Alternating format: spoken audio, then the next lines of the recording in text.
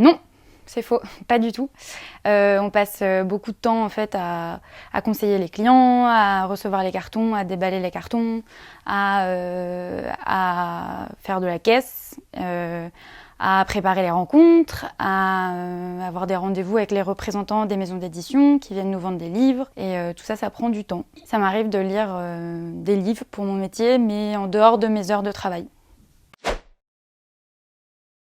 C'est en fait de voir des gens différents toute la journée qui viennent nous demander des livres hyper variés. Ça peut être un livre en jeunesse sur les émotions par exemple, et ça peut être des livres politiques sur le prochain candidat aux élections présidentielles qui veut sortir un livre. Donc on a des lecteurs qui lisent beaucoup, d'autres qui lisent très peu.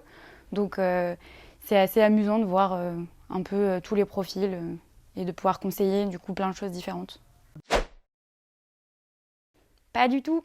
À 15 ans, je suis passée par beaucoup d'idées de métiers. Je peux vendre des livres de droit, des livres féministes, des livres jeunesse. Ça réunit un peu plein de choses que j'aurais pu ou voulu faire. C'est la manutention. Les cartons, beaucoup de cartons. C'est un commerce, on reçoit comme de la marchandise tous les jours. Et du coup, on reçoit des grosses palettes de cartons. Et tout ça, il faut les déballer, il faut les rentrer en stock. Et puis après, il faut les mettre en place. Donc, il faut les mettre sur les tables, faire des tables un peu jolies.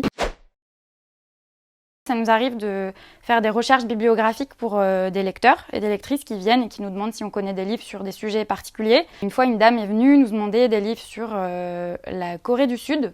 Et moi, je lui avais fait toute une petite liste. Et dans cette liste, j'avais mis une BD sur la Corée du Nord.